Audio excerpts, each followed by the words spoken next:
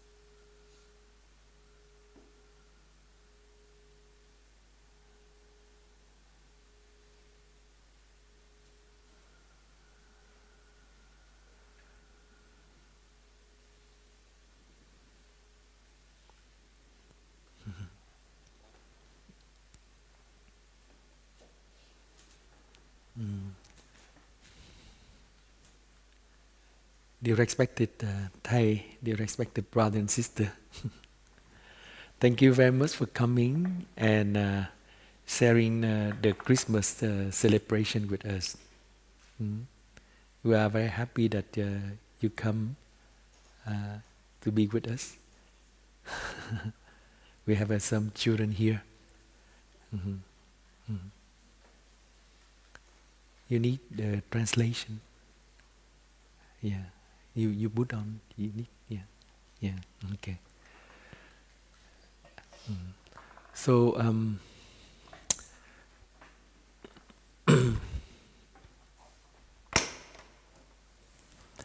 sorry that I pulled the board this way.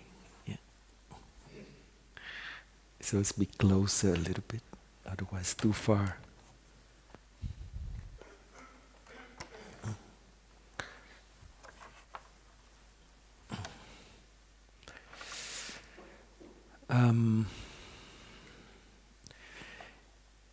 This Christmas is a Christmas that we can all think about.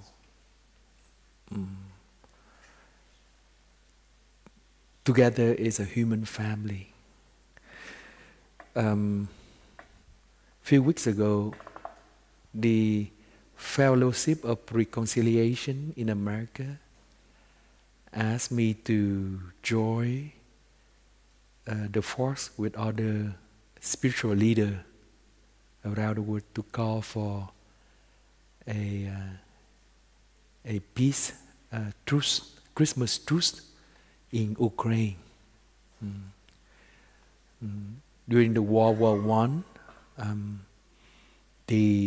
during the World War I, the soldier between the two sides of the Allies and the German soldier, they have an automatic Christmas truce. They stop fighting and they come out of the trench and they celebrate Christmas together. Yeah. So the Fellowship of Reconciliation in America organized this event, and they invite us, the monastic brother and sister from Plumberley, to join and to have a petition for a Christmas truce in Ukraine. But it turned out that it was not possible. The possibility for a truce was not accepted by both sides of the war. Yeah. And I have a short video that each of the representatives from different country, not from country, from different religion, read the statement. So I have a video. I don't know whether the brother can help to turn on the video.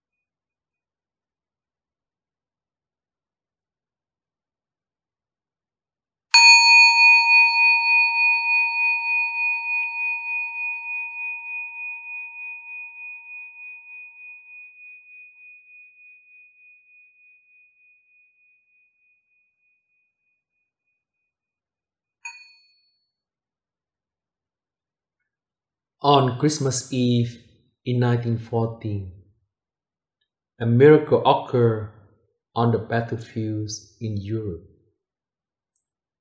It was an event so unique that many still don't believe it actually happens, despite the existence of photographic evidence and eyewitness testimony. Accounts of the episode record that 100,000 German and British soldiers ceased fire and participated in a brief and spontaneous truce along the Western Front. Emerging from their trances, soldiers ventured into the no man's land, where they share food and drink. They sing Christmas carols and even play soccer together. That historic moment continues to reverberate in our collective imaginations over a century later. As the war in Ukraine rages on, countless thousands of civilians and combatants have already died, and 14 millions have been displaced. All the while, the potential for escalation and the use of nuclear weapons grows. Beyond Ukraine's borders, the impact is seen in rising prices for wheat, fertilizer, and fuel that are causing a growing crisis in global hunger and poverty. In this holiday season of peace, the Fellowship of Reconciliation as partner with God the Pink, the National Council of Elders, and the Peace in Ukraine Coalition together interfaith leaders to demand that a Christmas truce be declared in Ukraine as soon as possible. We ask our government leaders to use this spontaneous movement of reconciliation from over 100 years ago as an inspiration to force a different path today. A Christmas truce in 2022 could save lives and pave the way for critical peace talks.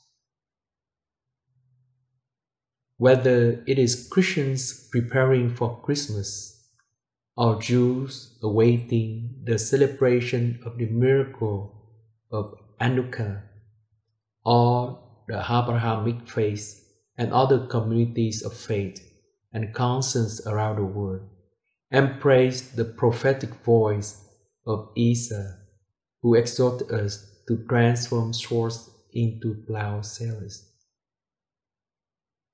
The way out of the war in Ukraine will not be a military solution. There is no way to peace. Peace is the way, and it requires powers of a different sort, negotiation and imagination. As representatives of a diverse group of faith communities, we make this petition and pray that our leaders have the courage and conscience to use those powers instead. It is time for a Christmas truce in Ukraine now. As people of faith and conscience, believing in the sanctity of all life on this planet, we call for a Christmas truce in Ukraine. In the spirit of the truce that occurred in 1914 during the First World War, we urge our government to take a leadership role in bringing the war in Ukraine to an end through supporting calls for a ceasefire and negotiated settlement before the conflict results in a nuclear war that could devastate the world's ecosystem and annihilate all of God's creation.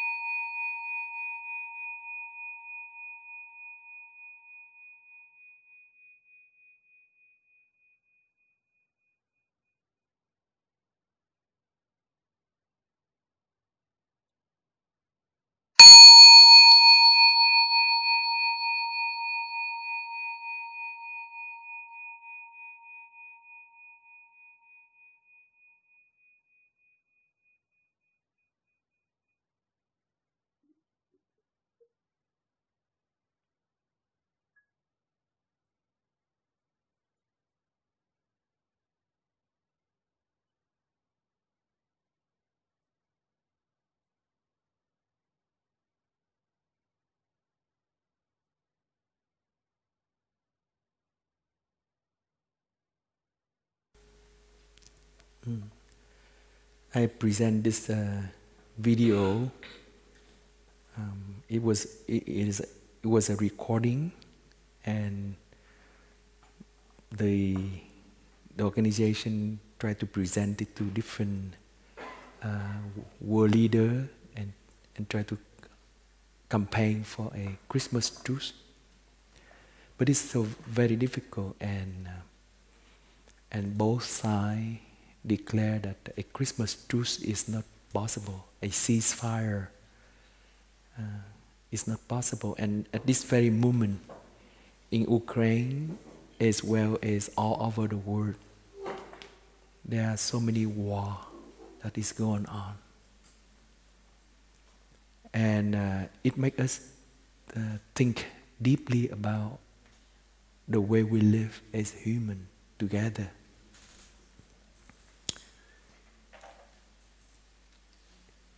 That for 2,500 years, the Buddha was born on earth, and he tried to help human family to love each other.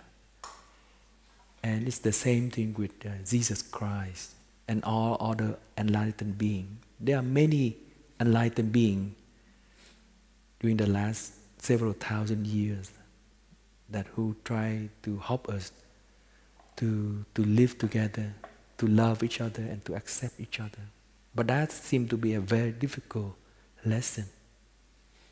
Very difficult lesson.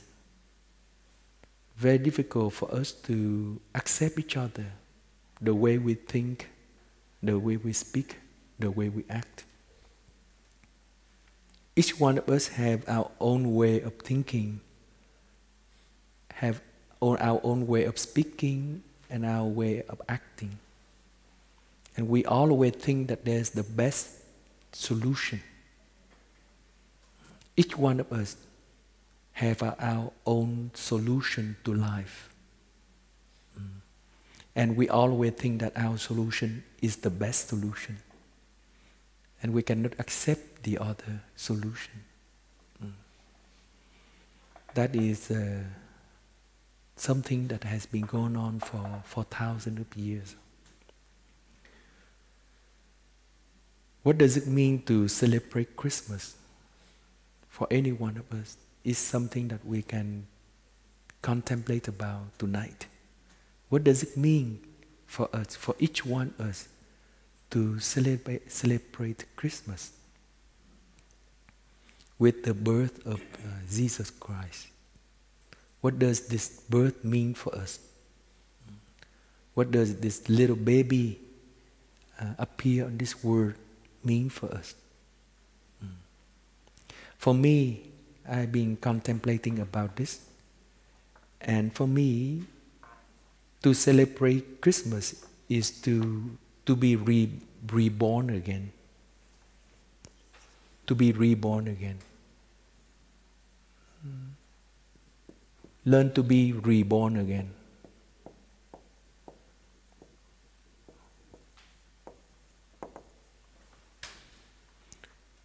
We learn to be reborn again so that the little child within us can manifest again. Within each one of us, there is this little child, beautiful child, who enjoys life deeply and who can open his heart for life.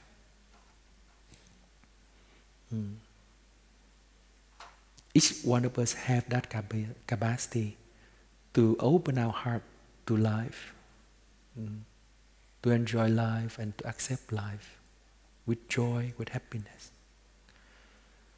But over the years, things happen in our life and we are weighted down. The child within us disappears slowly, slowly. We don't feel the joy of living again. We don't feel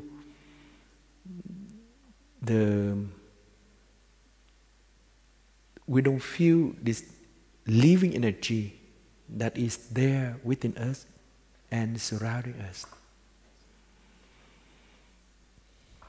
So for me, to celebrate Christmas is to allow this little child to be born again.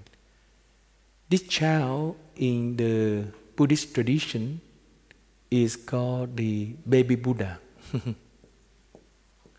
The baby Buddha.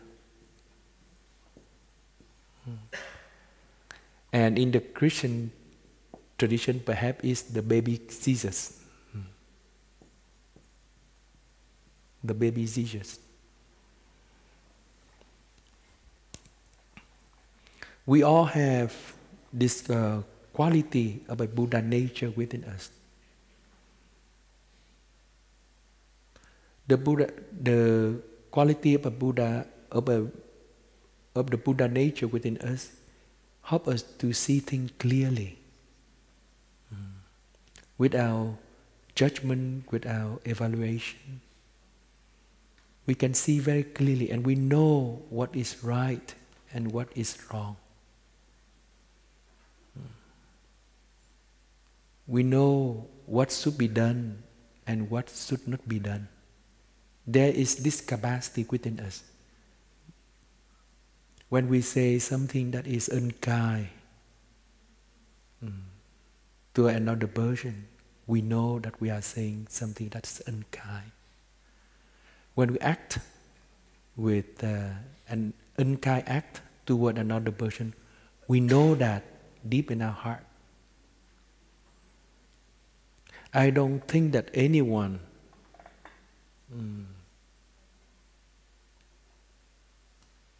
who doesn't know that killing is bad. Deep within all of us, there's this quality of wanting to preserve life, wanting to live, wanting to make life blossom. Even when we was very young, this is something that is born with us. We want to nourish life, to cultivate life, and not to destroy life. That is something in our heart. And that in Buddhism is called the Buddha nature. Each one of us want to treasure life, want to uphold life, honor life. That is something that is very deep within us. Why? Because we are born, we live. It's very simple like that. We are born, we live. So there's this intention, this willingness to live, and that is within us. And because of this intention of willing to live, willing to nourish life is within us, we also have a capacity to accept other people to live. To accept other people and allowing other people to live. That is something that we, as human, is a blessing with. I think as a human, we have this capacity to allow other people, allow everything around us to live together with us. We have this capacity of living together, cooperation. And it's very natural because when we see a young baby, our heart open. A young baby helps our heart to open and to accept another life. It is within us. Many times we don't see another human being as a baby.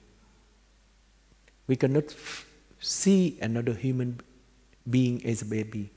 We see another human being as an adult. And we can fight, we can kill another human being. But if we can get in touch with the baby within another adult, the baby within another human being, then this natural love can be opened again. So, to celebrate Christmas is to learn to reborn again. And not only that, we learn to see the baby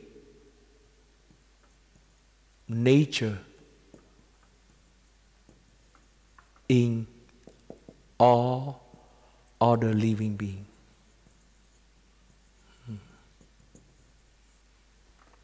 In all other living beings. Not just human being, but other living beings.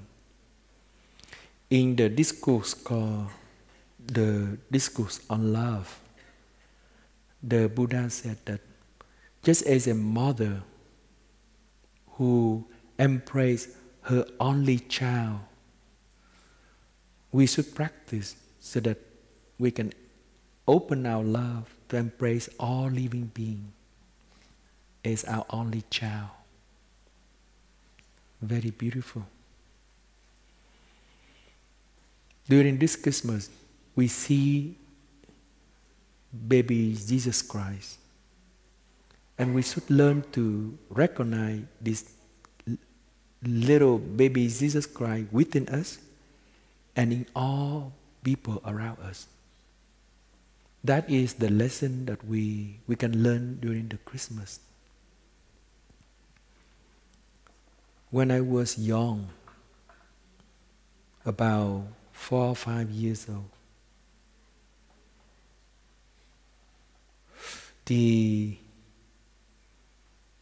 military men of the South and American military men camped in the front of my house, ready for a military campaign that night.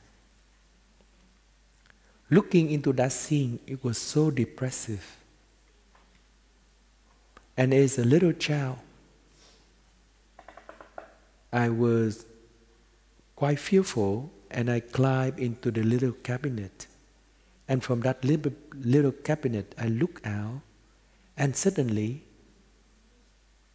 there's an idea that comes to my mind that I don't want to grow up. I don't want to grow up. There's no future. There's no point of growing up. Why do I need to grow up?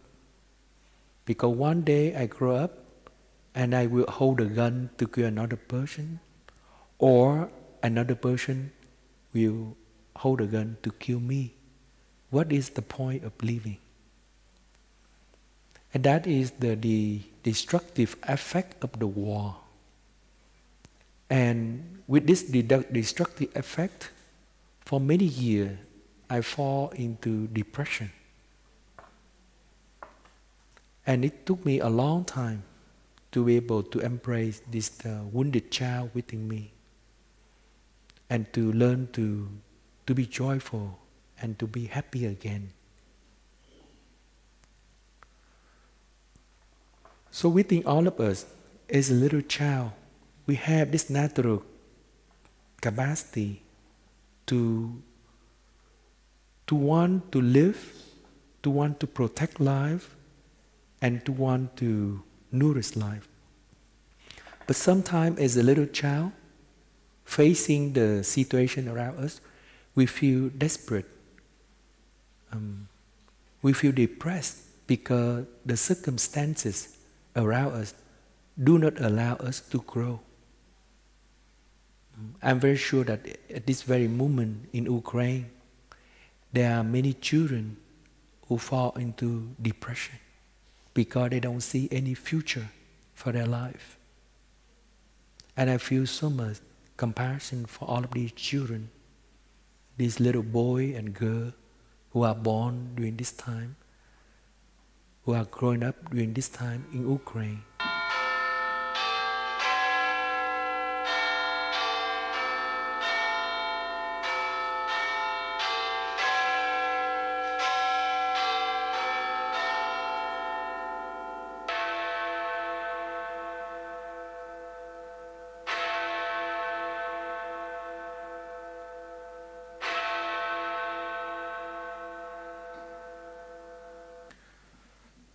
So as an adult, I think that we all have the responsibility with our children. And we have to cultivate a new way of living so that our children have a future. And there's life that continue on earth. And it is our duty to cultivate a spiritual life. It is our duty to cultivate a spiritual dimension in our life. Spiritual dimension is not a luxury, but it is a necessary. It is a necessity that each one of us, we need to cultivate a spiritual dimension for our life. Because if we don't, our human family does not have a future. It has been more than 2,500 years since the birth of the Buddha. It has been more than 2,500 years since the birth of the Buddha, and more than 2,000 years since the birth of Jesus Christ. But it seems like human consciousness has not evolved so much on this domain of love. It's so difficult for us to learn this lesson of loving each other, to love ourselves and to love each other. So every time during the Christmas, it's a chance for us to contemplate, to look back to our life, and to make a commitment, to make an aspiration, to follow the step of Jesus, to follow the step of the Buddha, to follow the step of all living beings. And it has to be a deep commitment, something that transforms our life and to transform the life of the people around us. It's so difficult for us to transform ourselves, to open our heart. Is there a way, is there a practice that we can do that?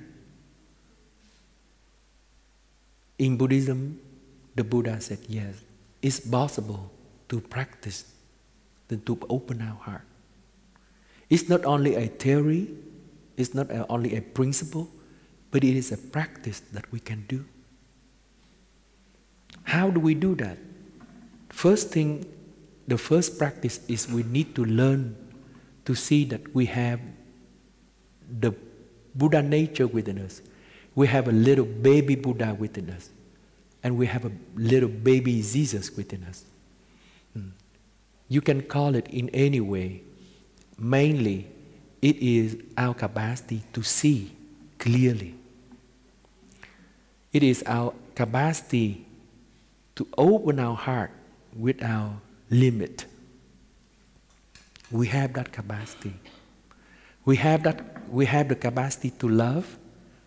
We have the capacity to have clarity with our mind. It is a practice. We learn to slow down in every moment of our life. We learn to come back to ourselves and learn to let go of our habit energy of being attached to our view, to our emotion, to our experiences. We as a human, we have different kind of experiences. We have our physical experiences.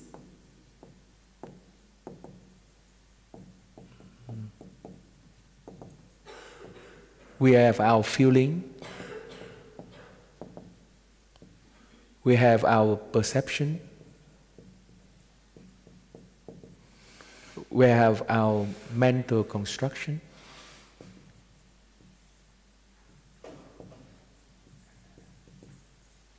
And we have our stream of being conscious, stream of consciousness.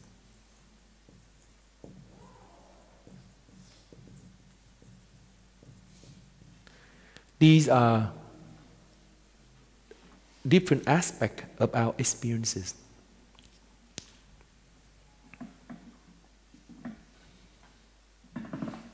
The physical experience, for example, when you come into this hall, you feel it is a bit cold. Does anyone doesn't feel cold in this hall? Please raise your hand. It seems like everyone feels cold. The same thing with me.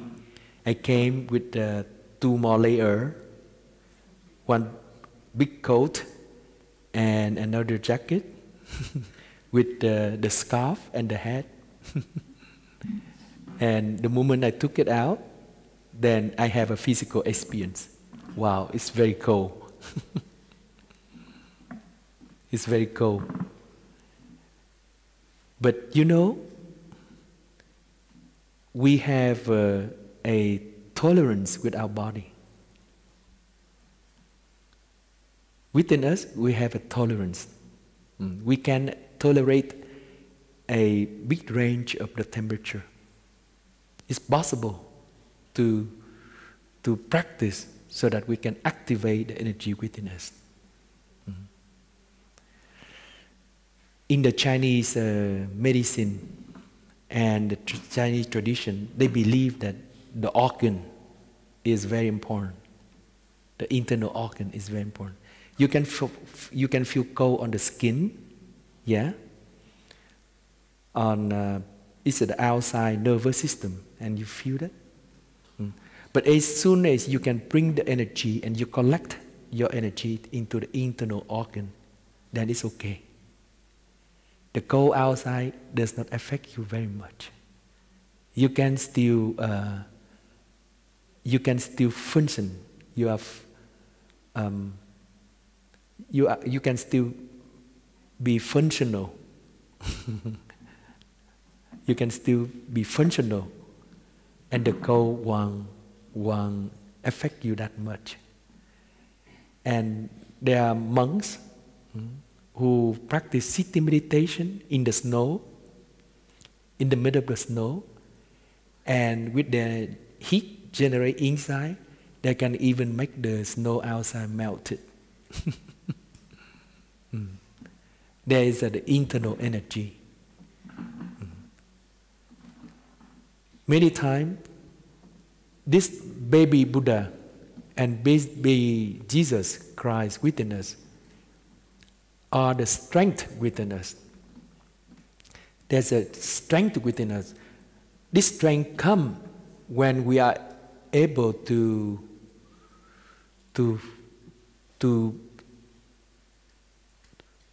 be. The strength comes when our mind becomes very stable. It is our mind. When our mind is very stable and solid and calm and peaceful and does not have this disturbance due to these experiences, then we touch this baby Buddha within us, we touch the baby Jesus Christ within us. When we come back and in the meditation, I invite you to gently focus your attention on your lower abdomen. Feel your lower abdomen and enjoy the in-breath and out-breath, collecting the energy here and allowing your whole body to relax. And when you collect the energy here, your mind becomes very calm and peaceful. And when your mind is calm and peaceful, you can tolerate a range of physical experiences without being carried away by these experiences.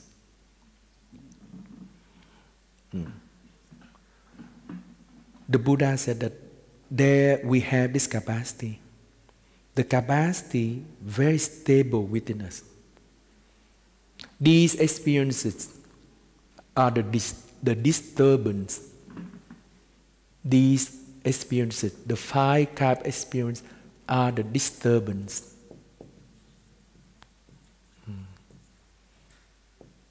The disturbance on the surface of our mind.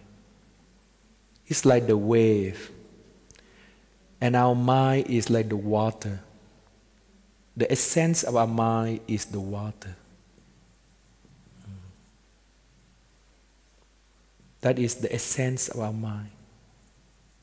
Essence of our mind. This essence of mind is called the Buddha nature. The Buddha nature. Or in other tradition, they might call it the kingdom of God. The kingdom of God is the water. The kingdom of God.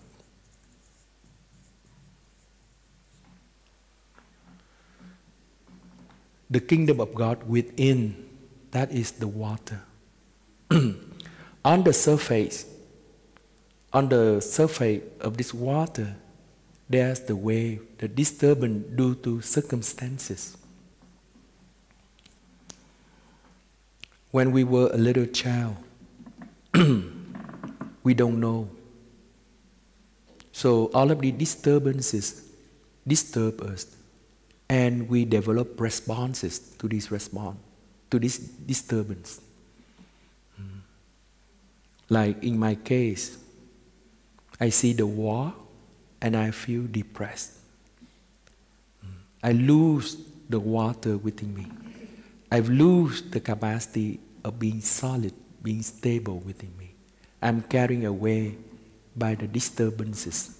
I'm carried away by these experiences, the physical experience, the feeling, the perception, the mental construction, and the stream of consciousness. I'm carrying away.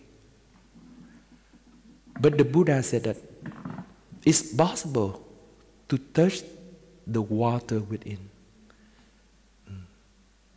To be the water inside us, instead of being carried away by the wave, by these disturbance.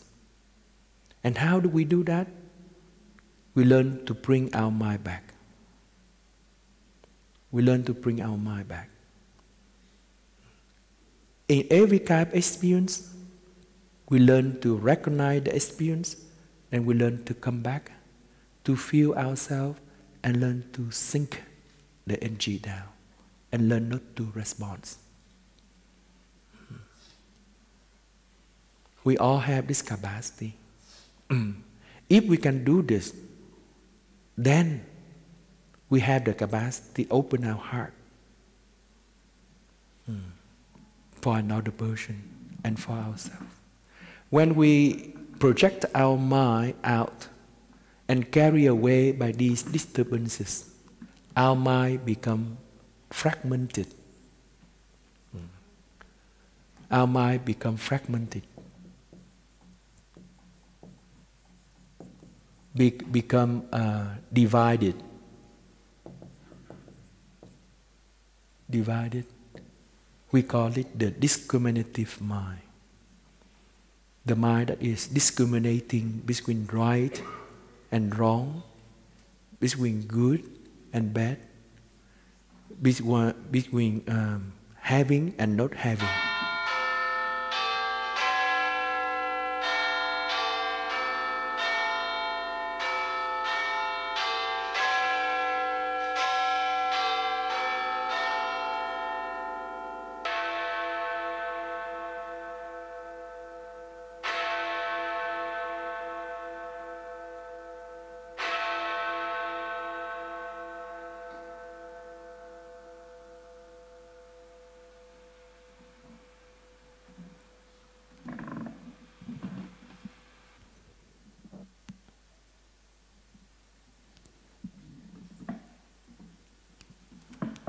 This is called the bell of mindfulness. If anyone who are familiar with our practice, it's called the bell of mindfulness. When we listen to the sound of the bell, we learn to come back to ourselves. Feel our in-breath and out-breath, feel our body and relax on our body. And learn to let go. Letting go of what? Letting go of all of the disturbance. Letting go of the discriminative mind. Letting go of the fragmented mind, and learn to return to the water. This is the practice of the mindfulness bell. We learn to sink down from the level of the wave on the surface of the ocean to the level of the water inside the ocean. We come back to our water. We come back to this immobility, this essence, this called Buddha nature within us. We come back to this baby Buddha. We come back to this baby Jesus Christ.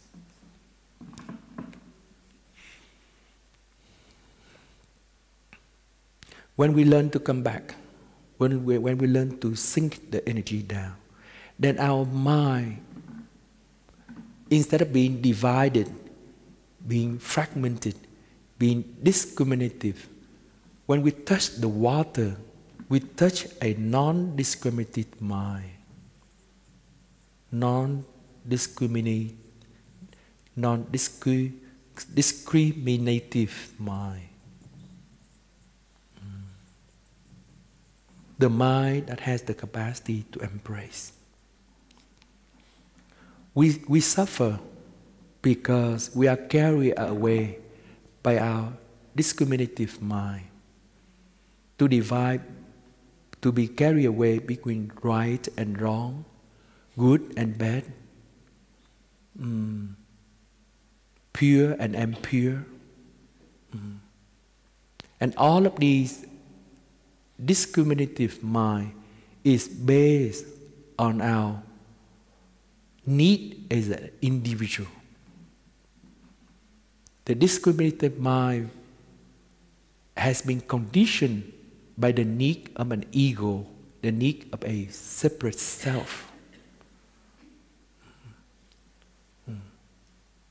And this separate self is made up of all of our sensual experience, of our sense experience.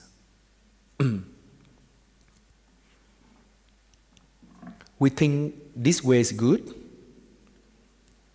and we believe it is good. It's the single reality, the only reality. Another person think this way is good, and this is the only reality.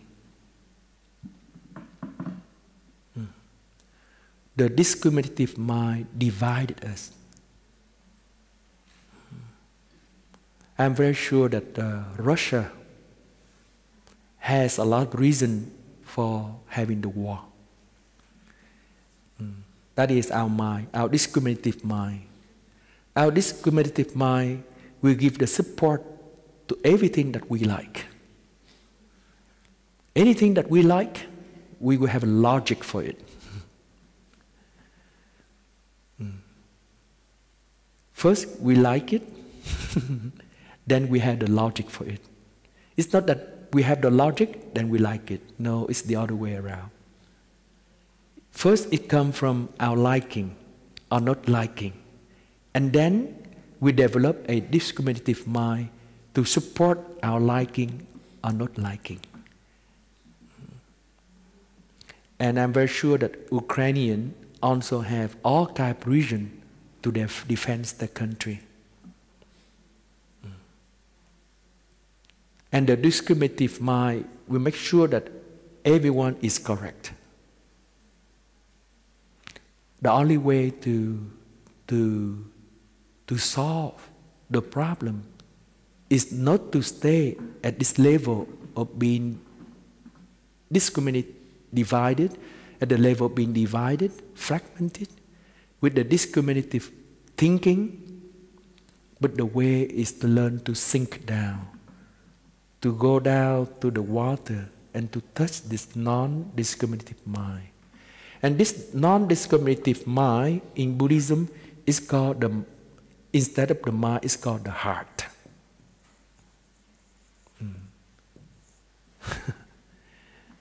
In Chinese, the heart and the mind has the same character.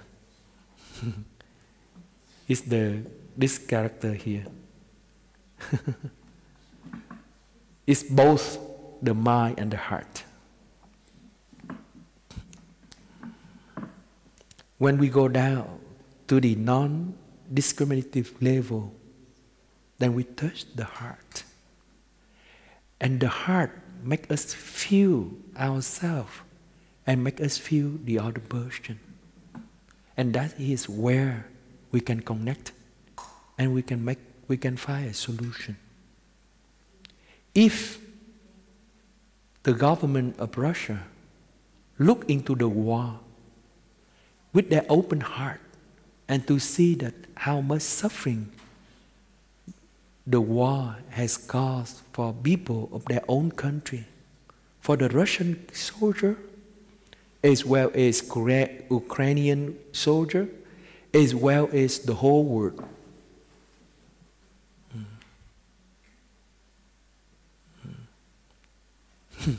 This winter in EIAB, we encourage the brother and sister to not to turn on the heater so much because the gas and the electricity price is triple.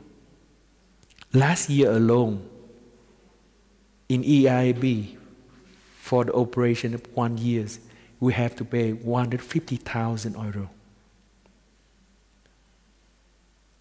And last year, it was only half of the years that we have guests. Half the years is quarantine, and we only pay 150,000 euro the whole years. And this year, to 2023 coming up, we only sign a contract by late August because everyone is forcing us to sign a contract. And the gas and the electricity price is triple. That means 2023. If nothing change, and EIB will pay about 450,000 euro gas and electricity for the whole year.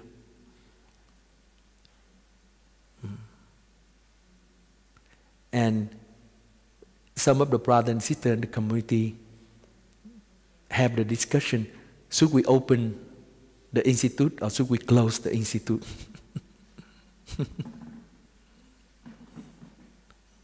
So the war in Ukraine not only affected the people of Ukrainian, it's not only affect the Russian, but it affects the whole world at different level, and it causes so much suffering.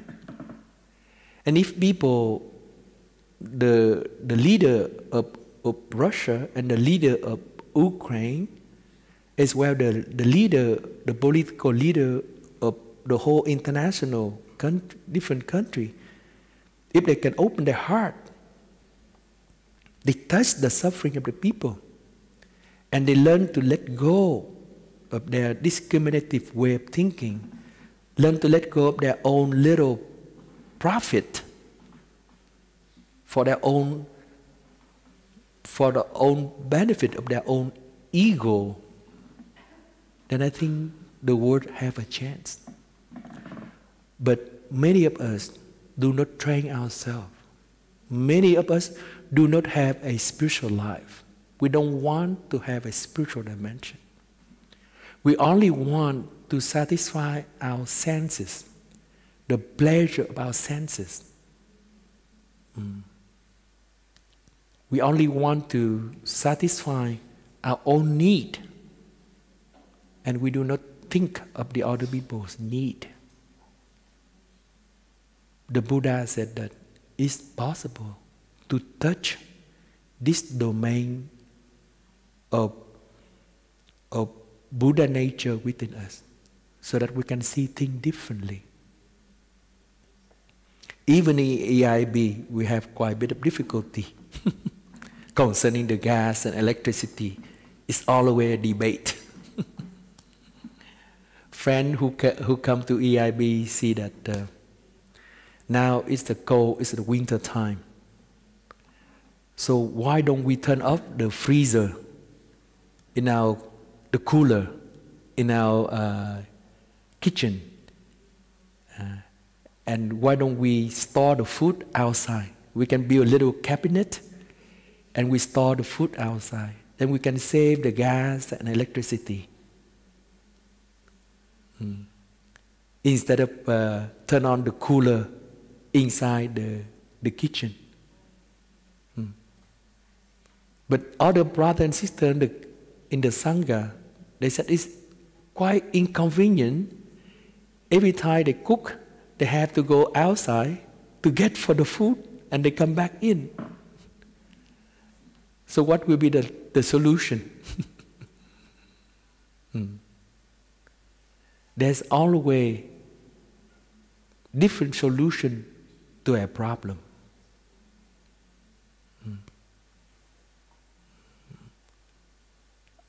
The brother, they don't have the coat on, they were cooking, and they have to go outside, and they get the food from a cabinet outside, and they come back in to cook. So for them, it's more reasonable to have the cooler on, so they can have the food ready at hand. But from the perspective of saving gas and electricity, it makes sense to have the food stored outside.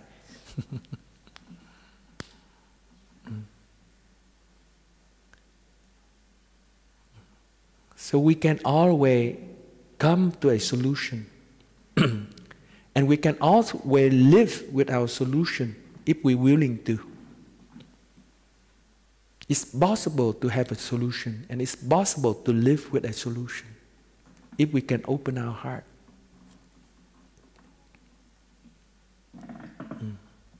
What is the deepest meaning of our life?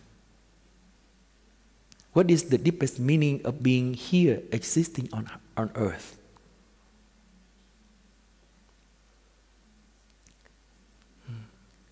Is the meaning of life is fighting to have what we want? Is that the best meaning for life? To fight all the way so that we can gain whatever we want in this life? Will that give us happiness? For example, in a relationship with your partner, with your beloved one, you are always fighting so that you win in every argument, in every chance. Will that be the meaning in a relationship? That you fight with your beloved one and you always want to win? What is the meaning of life? What is the meaning of being together, to exist here on earth? The meaning is to see that life is very beautiful. The most meaningful thing is to enjoy this life. Enjoy here means to appreciate it, to be with it.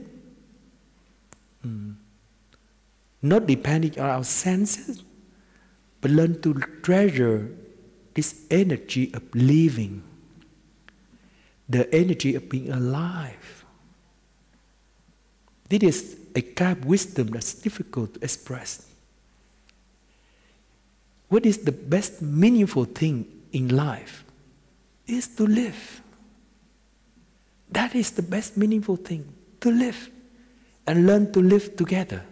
Learn to be joyful together. Even you can lose a little bit of yourself. You can lose a part of your benefit, a part of your profit. But you have another person to live together. You can fight with your partner and you win all the time. But at the end, you might have a divorce. And it ends up you live by yourself. Or you can learn to give up some part of your life. Some of the pleasure, some of the necessity for your life. But you can live together with that person for a long time. What would be the best?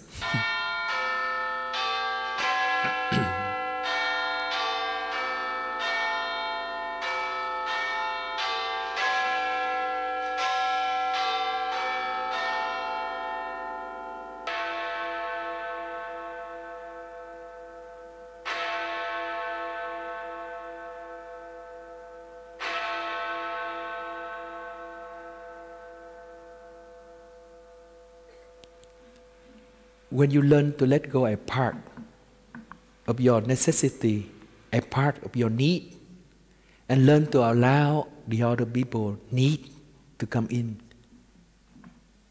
you will be much happier. And that is the wisdom, that is the way out. If the Ukrainian government can let go and allow for some need of Russia to be satisfied, and the international politics can allow the Russian need to be satisfied, a part of Russian need to be satisfied. And if the Russian government can allow a partial need of Ukraine to be satisfied, and a partial need of the international community to be satisfied, then we can come to a solution. It's always possible if we learn to sacrifice a part of ourselves. If we can learn to sacrifice a part of ourselves and not always fighting to get what we want, then we'll be much happier.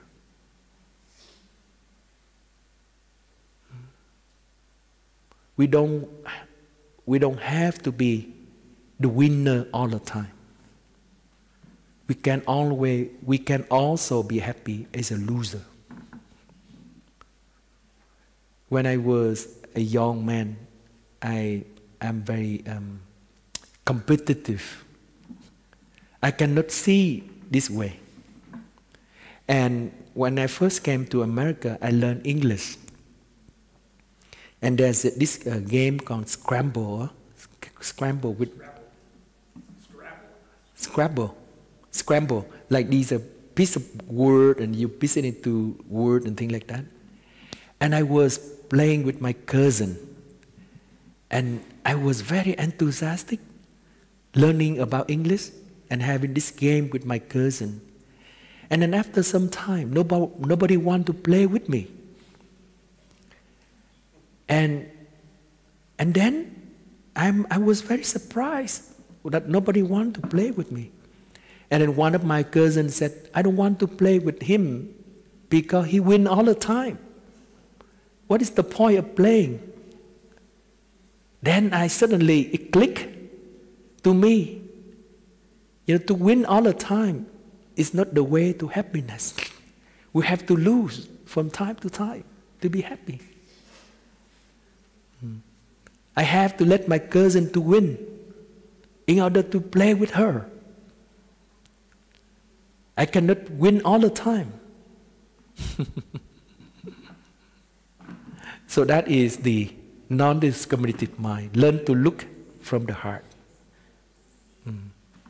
Learn to open our heart and to feel the other person need, to feel the other person